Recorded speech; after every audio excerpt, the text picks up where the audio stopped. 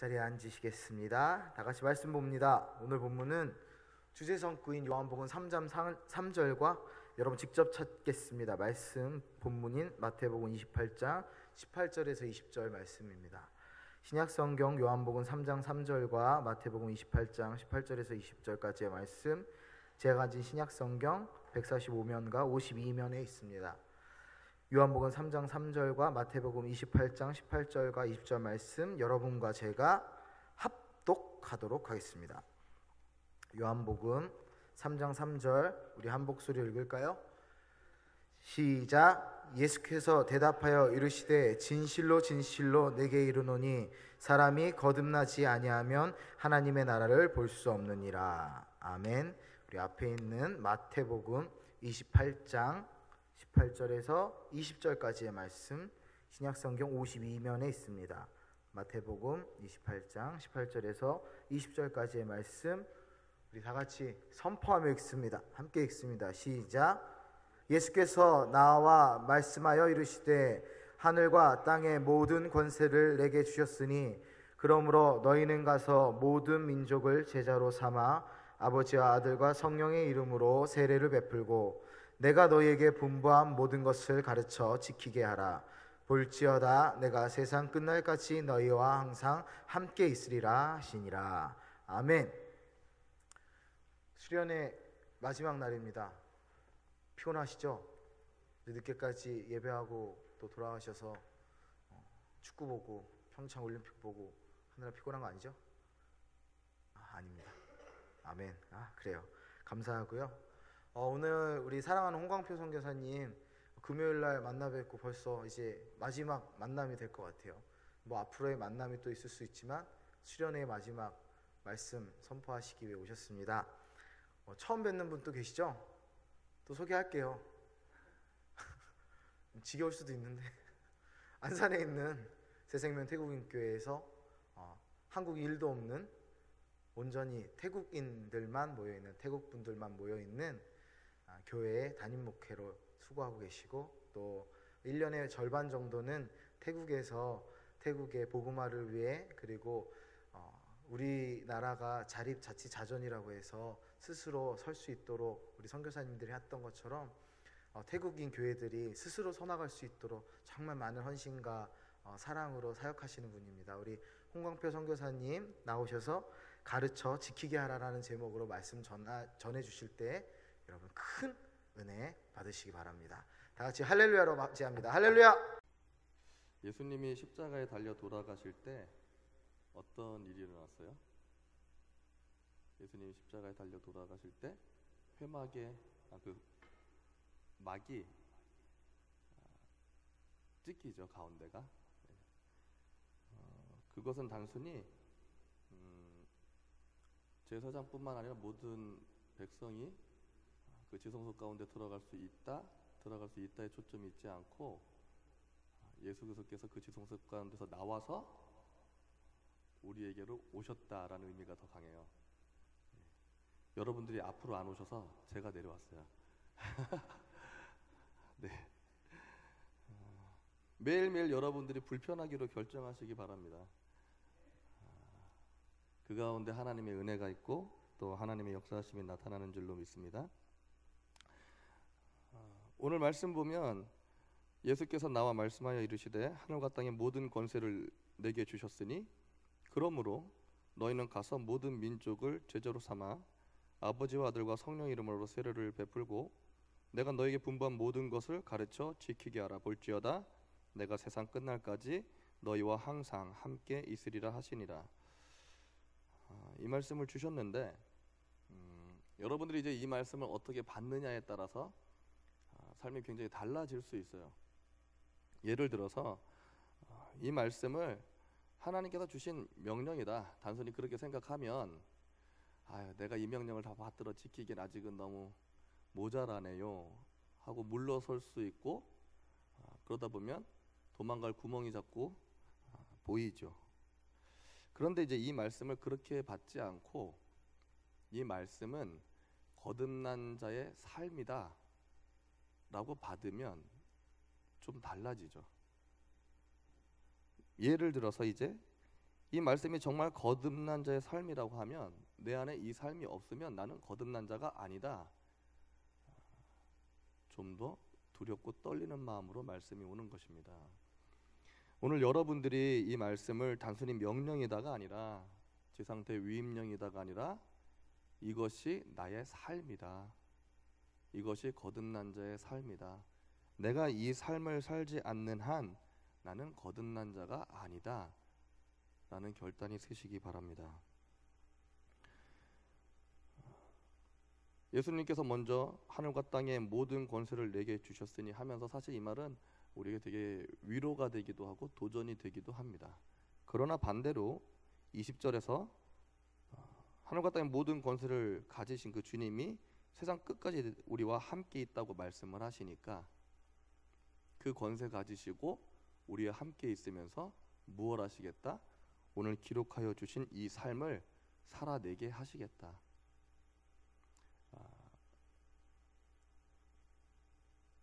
우리가 이 삶을 살지 않으면 세상과의 충돌이 아니라 주님과의 충돌이 일어나는 거예요.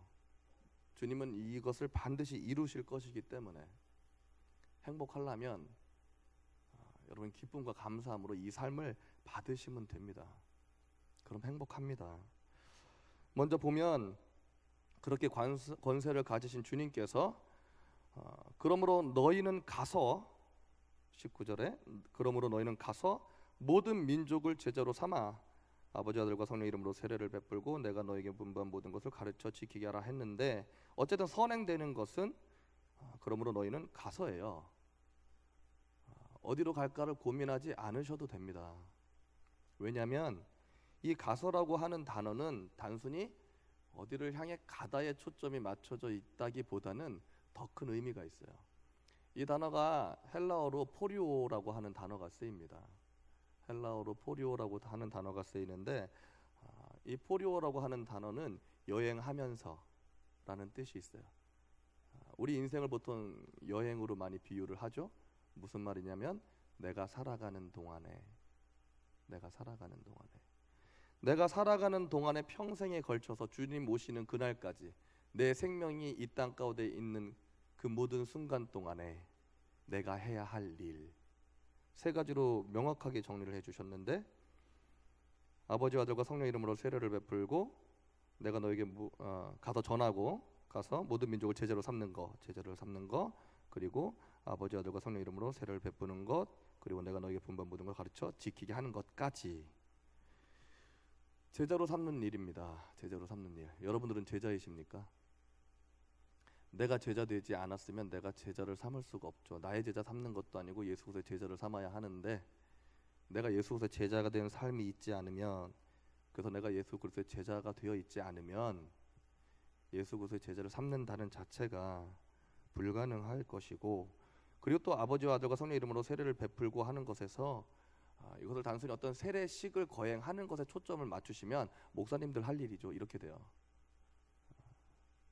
여기서 세례식에 초점을 맞추는 것이 아니라 우리는 물과 성령으로 거듭났어요. 아멘. 우리 주제 말씀이죠. 먼저는 거듭나다에서 위로부터 다시 태어난 존재 그것이 다시 그 이후에 5절에 내려가서 물과 성령으로 거듭난 존재 다시 태어난 존재 다시 말해서 우리가 해야 할 일은 모든 민족으로 제자로 삼아서 아버지 아들과 성령의 이름으로 거듭난 존재를 만드는 거예요. 그런 확신을 갖고 살아가는 사람을 만드는 것이죠. 근데 오늘 여기에서 저희가 같이 좀 깊이 짚어보고 싶은 것은 내가 너에게 분부한 모든 것을 가르쳐 지키게 하라. 마지막 주께서 당부하시는 말씀이 가르쳐 지키게 하라. 여기까지 가야 해요. 그리스도인들의 삶의 기준은 많이 높아져야 합니다. 단순히 도덕과 윤리를 좀 완성하는 수준에서 그쳤다가는 이 세상의 빛과 소금으로서의 어떤 그 가치를 충분히 나타낼 수가 없어요. 여러분들이 여러분의 삶의 기준을 더 높이셔야 해요. 내가 주일날 또는 뭐 교회에서 진행되어지는 정규 예배나 프로그램 정도에 100% 참석하는 수준으로 내 할 도리를 다 했다. 이런 수준의 생각을 갖고 살면 곤란하다는 이야기예요. 여러분이 남들보다 좀 더 높은 차원의 도덕과 윤리를 가지고 있다, 그런 수준에서도 곤란합니다. 여러분들은 이 말씀이 여러분 삶의 기준이 되어야 해요. 이것이 내가 살아야 할 삶, 내가 이 삶을 살지 않으면 나는 거듭난 존재가 아니다, 이런 결단이 서야 한다는 것이죠. 특별히 마지막에 분부하신 가르쳐 지키게 하라. 가르치려니 뭘 알아야 가르치죠. 가르치려면 뭘 알아야 가르칠 거 아니에요. 뭘 가르칠 거예요? 제자를 삼는 것도 그렇죠. 그 스승의 도를 배워야 그 제자가 되는 것인데, 우리에게 또 명확하게 당부하시길 가르쳐 지키게 하라고 말씀을 하시는데, 예수께서의 3대 사역을 티칭, 프리칭, 힐링이라고 이렇게 정리가 되죠. 말씀 안에서. 그 사역을 보면 티칭, 프리칭은 어쨌든 교육이고, 힐링도 교육인 거 아셔요?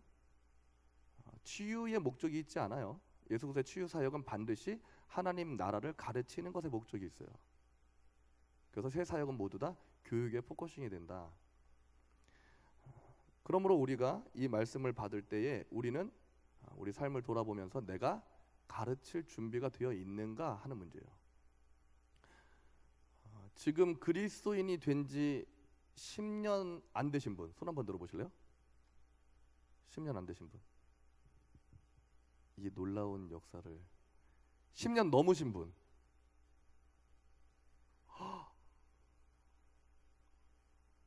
20년 넘으신 분, 이분들은 대부분 모태신앙이죠. 30년 넘으신 분, 네, 굉장히 경이로운 순간을 2대, 3대 있으시죠. 4대도 있으실 것 같고. 와우. 오케이. 어쨌든 그럼 지금 여러분 대부분이 10년이 다 넘었어요. 여러분은 10년이 넘으셨는데 여러분이 지금까지 하나님 말씀을 가르쳐서 양육한 분이 몇 분 있으세요? 10년 동안 몇 분 있으세요? 단순히 전도했다가 아니고 그런 거 말고, 나가서 찌라시 뿌렸다 이런 거 말고요. 내가 진지하게 하나님 말씀을 가르쳐서 정말 그리스도의 삶으로 세워가는 그 일 가운데 헌신되어 왔다, 그렇게 하는 말씀으로 세운 사람이 여러분 삶 가운데 지금 몇 명 있어요? 이거는 목사님들이 할 일이 아니에요. 오늘 이 말씀은 목사님들에게 주시는 말씀이 아니에요. 모든 믿는 그리스도인들에게 하나님 주시는 말씀인 것이죠. 그럼 여러분 지금 가르칠 준비는 되어 있어요? 예. 이제 가르치실 준비를 하시는 거죠. 오늘은 그 결단의 날. 내가 어떤 학업장에 있던, 어떤 직장에 있던, 내가 생명 있는 동안에 해야 할 일, 포리오, 내가 살아가는 동안에 해야 할 일, 가르치는 일. 근데 언제까지 가르쳐요? 그가 그 삶을 살아낼 때까지 가르쳐 지키게 해야 하니까, 그가 그 말씀을 지킬 때까지, 받들어 지킬 때까지. 태국어로는 이 지키다가 트락사라는 단어를 써요. 트락사. 받들어 지키다, 이런 뜻이에요. 그냥 지키다가 아니라 받들어 지키다, 트락사라는 말을 써요. 이제부터 여러분이, 이제부터가 아니죠, 오늘 이 순간 여러분 이제 결단하시는 거예요. 마음의 준비는 되셨어요? 아직 안 되셨어요? 제가 여러분에게 위로를 드리고 싶은 말은, 마음의 준비를 하고 결단하지 마시고요, 그냥 결단하시면 돼요. 죽을 때까지 준비하다가 끝나는 수가 생겨요. 무엇인가 준비하려고 하지 마시고요, 하나님은 여러분에게 뭔가 멋진 위대한 믿음을 요구하는 게 아니에요. 위대한 하나님인 것을 믿어라, 거기에요.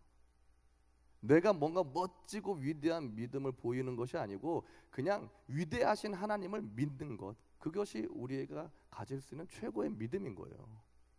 그러니까 뭘 내가 멋지게 잘 준비해서 잘해야지, 이게 필요가 없어. 하나님 앞에서는요. 아브라함이 잘나서 쓰임 받은 게 아니에요. 굉장히 파렴치한 인간이죠. 아내를 2번이나 팔아먹는. 근데 그걸 또 아들이 배워. 똑같은 짓을 또 해. 그럼에도 불구하고 하나님의 언약이 깨어지지 않아요. 계속 이어가시는 것이죠. 우리 말씀을 좀 짚고 넘어가도록 하십시다.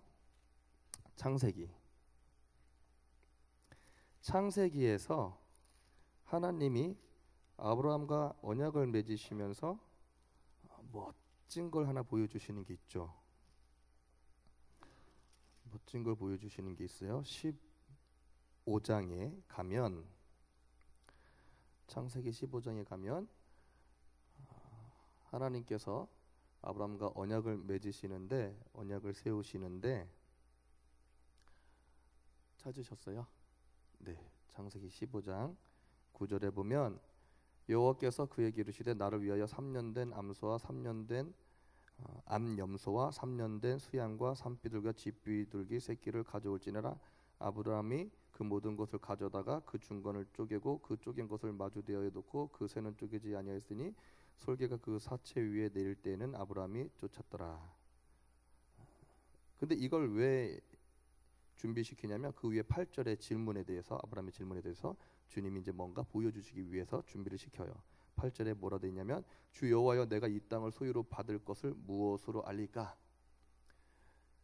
주께서 주신 이 언약이 정말 내 삶 가운데 진짜 되고 실제 될 것을 무엇으로 알 수 있습니까? 뭔가 계약서라도 써주시든가 해야지요. 지금 9절에서 11절까지의 이 모습은요, 실제 그 고대 근동에서 이제 신석기에서 청동기 시대 넘어가는 그 시즌이에요. 여러분, 성경은 참 그런 역사적인 배경을 함께 참고한다면 좀 경이롭습니다. 현대 이야기가 아니에요. 여러분 상상 한번 해보세요. 청동기 시대, 신석기 시대, 사람들의 모습이 어떠했을까? 그때 사회가 어떠했을까? 그러니까 무슨 종이에 계약서를 쓰고 그런 상황이 아니죠. 그 고대 근동에서 이 이스라엘 요 시대 배경에서, 창세기 요 시대 배경에서 동물을 잡아다가 배를 갈라가지고 주종 관계인 경우에는 종이 그 동물 갈라놓은 한가운데를 건너가는 거예요. 그게 이제 계약이에요.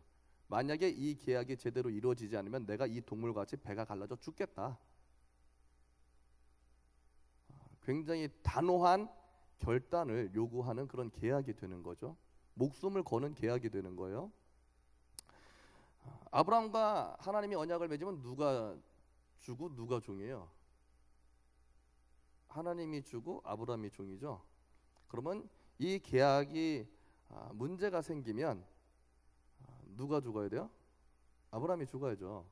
아브라함이 그래서 이 갈라놓은 짐승을 건너가야 돼. 그 가운데를 건너가야 되는데 아브라함이 건너가지 않아요.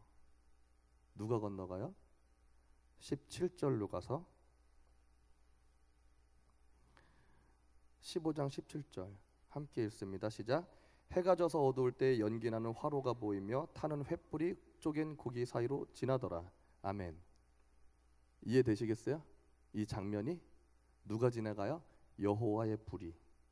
무슨 말이에요? 너와 나의 계약이 주종 간의 계약이지만 우리 사회의 어떤 사회적 통념을 따르고 전통을 따라서 네가 건너가서 네가 책임지는 게 아니고 내가 건너가서 내가 책임질 거야. 그래서 하나님과의 언약은 은혜 언약이라고 하는 거예요. 여러분들이 하나님으로부터 언약을 받았죠. 우리는 언약 백성이에요. 이 언약을 지키시는 건 하나님이지 우리가 아니에요. 그래서 하나님 우리에게 위대한 믿음, 어떤 멋진 믿음을 요구하는 게 아니에요.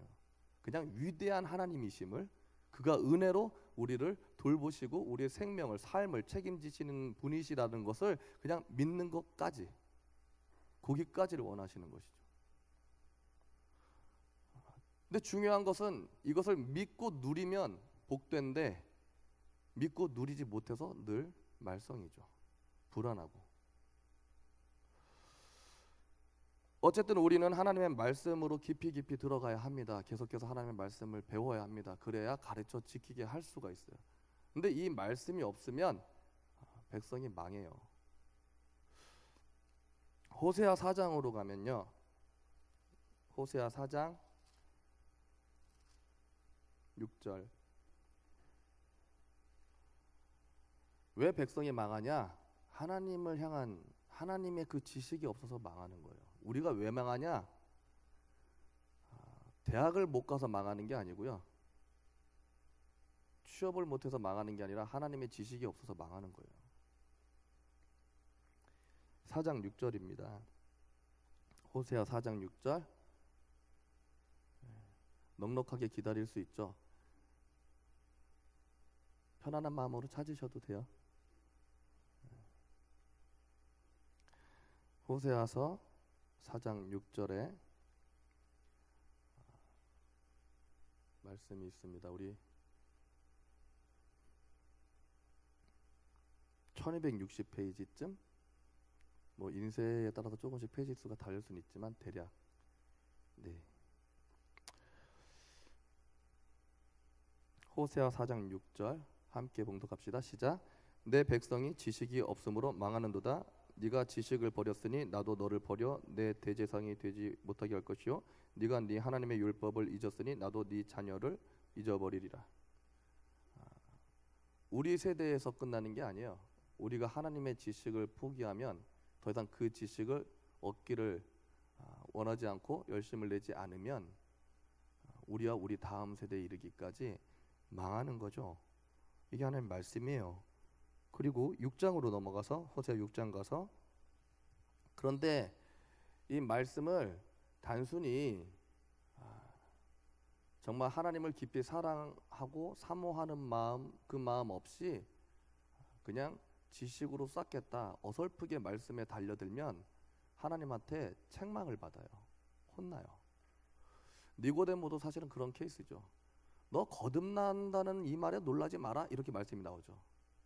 우리 요한복음 3장 그 중반 넘어가면서 내가 땅에 있는 걸 이야기하는데도 이해 못하면서 하늘나라 이야기를 하면 이해할 수 있냐 너? 니고데모 계속 질문하는데 걷다 대고 주님 뭐라고 그러시면 네가 이스라엘의 지도자다가 돼가지고도 그거 이해 못하냐? 계속 이런 얘기를 하신단 말이에요. 거듭남 없이, 진짜 믿음 없이 그냥 하나님 말씀 배우는 게 무의미하다는 거죠. 그런 지식은. 우리가 보통 이 호세아 6장을 보면 6장 말씀을 인용하시는 분들이 많은데 6장 말씀을 참 잘못 이용하는 분들도 꽤 많아요. 먼저 1절에서 3절까지 말씀 읽읍시다. 호세아 6장 1절에서 3절 시작. 오라 우리가 여호와께로 돌아가자. 여호와께서 우리를 찢으셨으나 도로 낫게 하실 것이요 우리를 치셨으나 싸매어 주실 것임이라. 여호와께서 이틀 후에 우리를 살리시며 셋째 날에 우리를 일으키시려니와 우리가 그의 앞에서 살리라. 그러므로 우리가 여호와를 알자. 힘써 여호와를 알자. 그의 나타나심은 새벽 빛같이 어김없나니 비와 같이 땅을 적시는 늦은 비와 같이 우리에게 임하시리라 하니라. 굉장히 감격스럽고 감동스러운 말씀으로 들리죠. 요까지만 읽으면 그래요.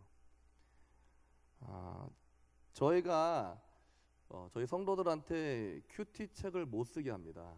저는 개인적으로 큐티 책을 좀 부정하는 편이에요. 왜냐하면 하나님의 말씀을 읽을 때 또 공부할 때 최소한의 단락은요 장단위예요. 여기서 더 쪽에서 단락으로 들어가면 성경 전체 문맥의 흐름을 잡을 수가 없어요. 더 쪼개면 굉장히 오해할 수 있어요. 말씀을 잘못 이해할 수 있다는 거예요. 큐티 하시는 분 계세요 지금? 큐티 책으로 하시는 분들 있으시죠? 큐티의 4가지 단계가 뭐예요? 관찰, 연구, 느낌, 적용 이렇게 가죠. 대략 그렇죠? 근데 연구 잘 안 해. 관찰하고 무슨 말이냐면 성경을 읽어요. 읽고 바로 느낌으로 가는 경우가 많아요. 연구 잘 안 하고. 그럼 무슨 일이 생겨요? 자기 멋대로 느끼는 거예요. 성경은 해석하는 사람에 따라 다른 해석이 나오는 그런 말씀이 아니에요. 성경은 진리예요. 해석은 하나예요. 적용은 내 상황에 따라서 다양한 모습으로 적용이 될 수 있지만 해석은 하나예요. 진리예요. 진리는 다양하게 해석되는 게 아니에요. 그럼 무슨 말이냐면 우리가 큐티를 하고 하나님의 말씀을 묵상할 때 제일 먼저 받아야 하는 게 뭐냐면 관찰하고 연구를 통해서 본문에서 주어지는 객관적인 메시지, 이 본문을 읽는 모든 청중들에게 주시는 객관적인 메시지, 이걸 캐치하고 나서 그 다음에 느낌을 찾고 적용을 하는 거예요. 그렇게 하기에 장단위가 가장 합당하다 이 얘기예요. 앞뒤 문맥이 끊기는 순간 전혀 다른 말씀이 되기 때문에 오늘 이 1절에서 3절 말씀만 갖고도 얼마나 멋진 느낌을 받고 또 적용을 할 수 있을까요? 그러나 문제는 이 말씀이 그렇게 우리에게 멋진 감동을 주는 말씀이 아니라는 거죠. 이스라엘 백성들이 이와 같이 정말 멋지게 고백을 하는데 이 고백을 태국어로는 빠관이에요. 우리나라 말로 하면 이빨린 소리. 이빨린 소리. 그래서 4절에 뭐라고 나오냐면 1절에서 3절은 이스라엘 백성들이 자기 멋대로 고백하는 말이고 이제 그것을 들은 하나님이 이스라엘 백성에게 이야기하는 거예요. 4절에 뭐라고 그러냐면 에브라임아 내가 네게 어떻게 하랴.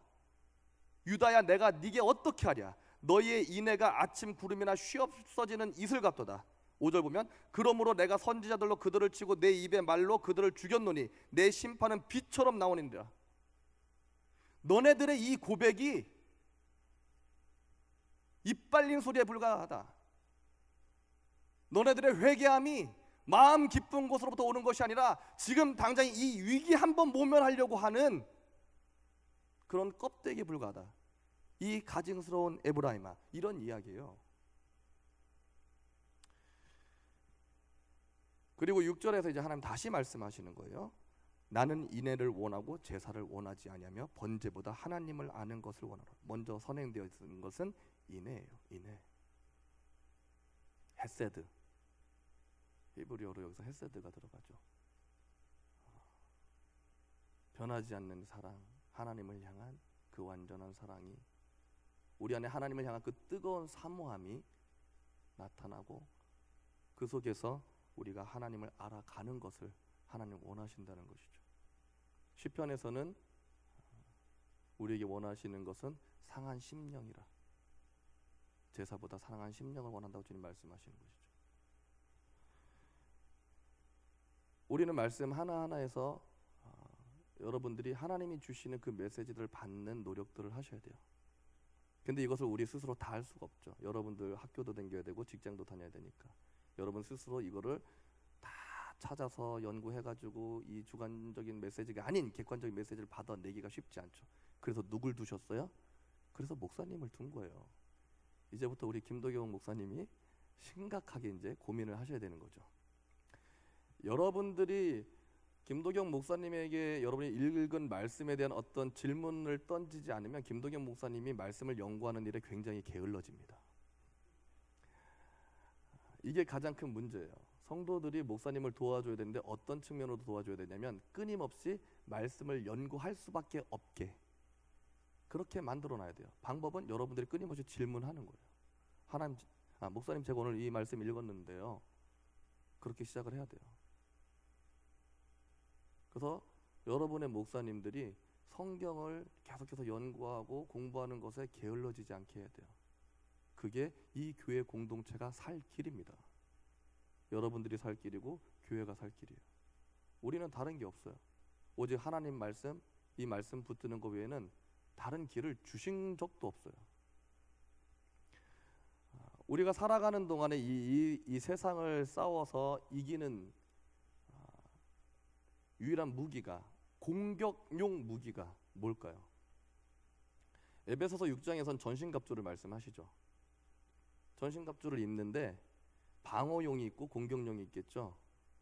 갑옷은 방어용이겠죠. 내 몸을 보호하는 것이고 방패도 방어용이겠죠. 그러면 공격용은 창이나 검 이런 것들이 될 거예요. 그러면 이 전신갑주에서 공격용 무기는 뭘까요? 딱 하나를 하나님 소개하세요. 성령의 검. 그게 뭐예요? 하나님 말씀.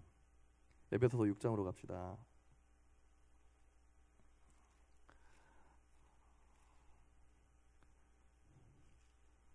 에베소서 6장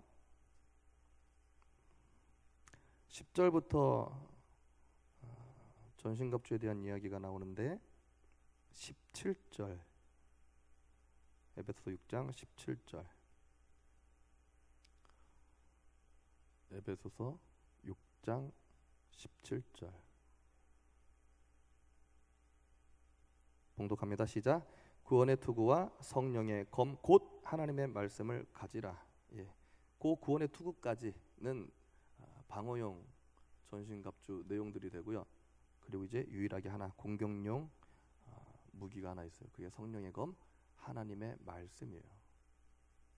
방어만 해가지고는 세상을 이길 수가 없어요. 여러분이 세상을 이기려면 이 성령의 검을 들고 사용하는 것 외에는 달리 방법이 없는 거예요. 안 그러면 계속 맞다 쓰러져. 그쵸? 얼마나 맷집들 좋으세요? 여러분 정말 이렇게 맷집들 좋아요? 제가 볼 때는 그렇게 맷집이 좋아 보이진 않으세요. 오늘 찬양하는 거 보니까 이미 거의 뭐 쓰러지기 직전쯤 돼서 문턱을 넘어서 겨우 주님 붙들고 지푸라기라도 잡는 심정으로 오신 듯한 느낌이 드는데, 정신들 차리시고요. 진짜로 하나님 말씀 붙드셔야 합니다. 살려면. 우리는 지금 라이프 스타일을 이야기하는 게 아니에요. 서바이벌을 말하는 거예요. 내가 사느냐 죽느냐 생존의 문제란 말이에요. 여러분, 여러분의 신앙생활 하는 것을 너무 가볍게 생각하시면 안 됩니다. 이건 내가 지금 서바이벌을 할 수 있느냐 없느냐 지금 이 귀로에 서 있는 거거든요. 여러분 생존해낼 수 있느냐 없느냐 이 문제로 지금 주님 앞에 나오는 거예요. 어쨌든 우리에게 주님 명확하게 주시는 말씀은 우리가 공격용 무기는 성령의 검 하나님의 말씀 받았는데 문제는 이 말씀을 몰라서 문제가 되는 것이죠. 다시 말씀드리지만 여러분들이 여러분에게 보냄받은, 여러분을 향해 보내진 여러분들의 목사님을 들들 볶으셔야 합니다. 저는 목자의 어떤 마인드를 갖고 우리가 사역을 한다고 한다면 저는 사실 저희 사역자들한테 그런 이야기를 해요. 양들보다 먼저 잠드는 건 목자가 아니고 양들보다 먼저 깨어서 양들이 일어나는 걸 보지 못하면 목자가 아니다. 그래서 저는 예전에 2시간 이상 자면 죽는 줄 알았어요. 죄 짓는 줄 알았어요. 그래서 아주 오랜 시간 동안 한 10여 년 이상 2시간 겨우 자고 살았던 것 같아요. 같이 성도들하고 공동체를 하다 보니까. 근데 지금은 저희 성도들이 밖에 집을 얻어줘서 사택을 얻어서 나가 있지만 여전히 마찬가지예요. 성도들 일어나기 전에 거의 교회 오고 거의 비슷한, 조금 늦어지면 그 비슷한 시간에, 그리고 제가 저희 성도들 거의 다 잠든 거 보고 교회 문을 잠그고 들어가요. 그래서 보통 아침 5시부터 밤 12시까지는 교회에 있는 것 같아요. 그래서 여전히 잠을 그렇게 많이 자진 않아요. 물론 이걸 여러분에게 이렇게 살아라 이런 얘기는 아니에요. 적어도 여러분들의 목회자들이 말씀에 게을러지 않게는 해야 한다. 계속해서 부지런해질 수 있도록 해야 된다. 그것이 여러분이 살 길이라는 거.